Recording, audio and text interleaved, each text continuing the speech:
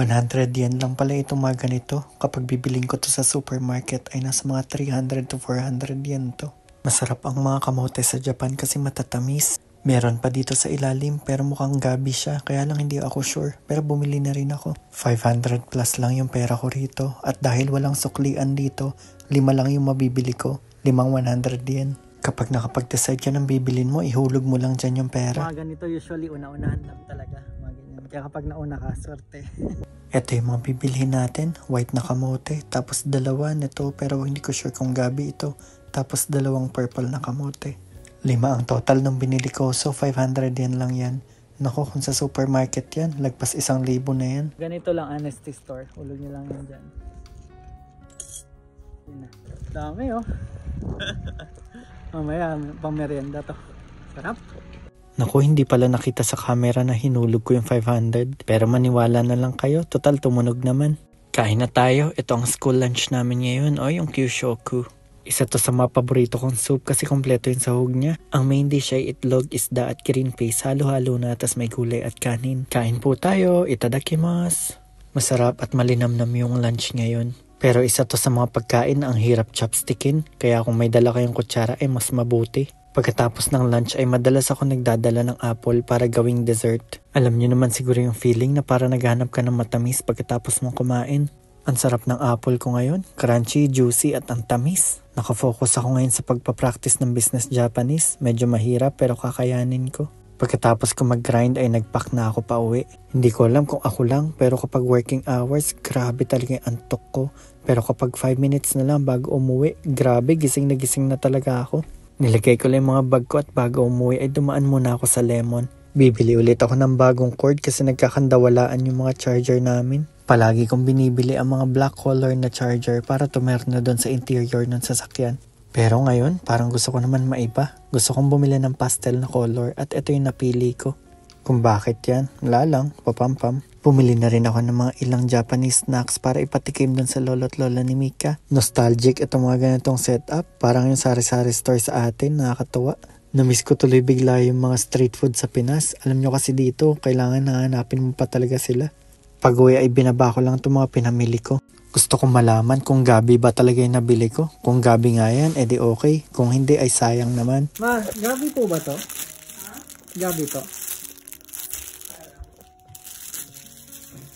Oo, gabi. Gabi, panghalo sa sinigang. Masarap yun. Ay, tama yung hula ko. Buti na lang gabi at hindi masasayang.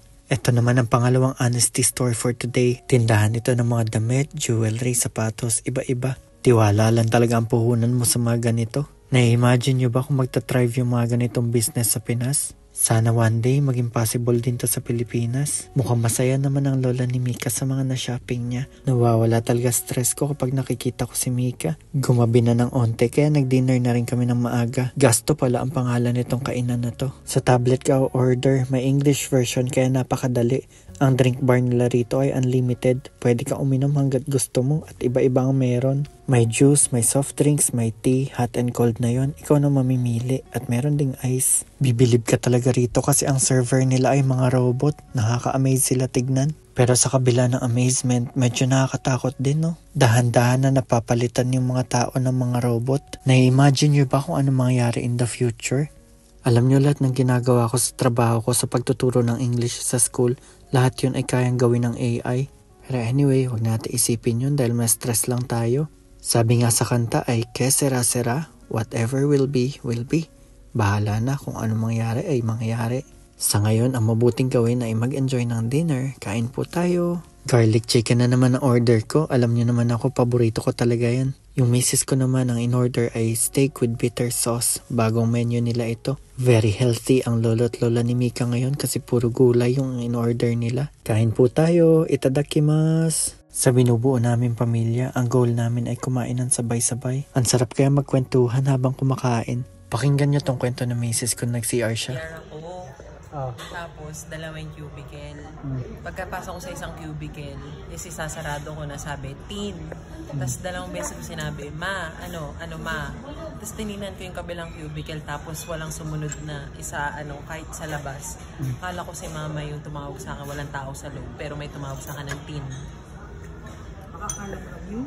Hindi nga ma, akala ko nga lang din yung pinto Tapos sabi ko, at teacher ko yung pintuan ko. Yung pinto. Sound effects na yun. Pag narinig mo lang to. As in, ma, boses mo. Sabi, teen. Magmamaba ko kung hindi Ay, alam ko na. Sa boses na yung robot. Sa boses na. Pagkatapos nyong kumain ay may freebies dito para sa mga bata, pero kung gusto nila mag-gachapon, ito ay may bayad na. Samahan niyo ako mag-workout ngayong gabi para i-burn yung mga kinain ko. Alam nyo ba na kapag nag-e-exercise tayo ay sinisira natin yung mga muscle natin? At pag nagpahinga tayo ay magre-repair yung mga muscle natin at mas magiging malaki at malakas. Pero ito ang hindi alam ng marami. Yung pagre-repair ay naka-base doon sa mga kinakain natin. Kaya naman, palagi tayong kumain ng healthy at huwag nating kalimutan kumain ng gulay. Yun lang, bye!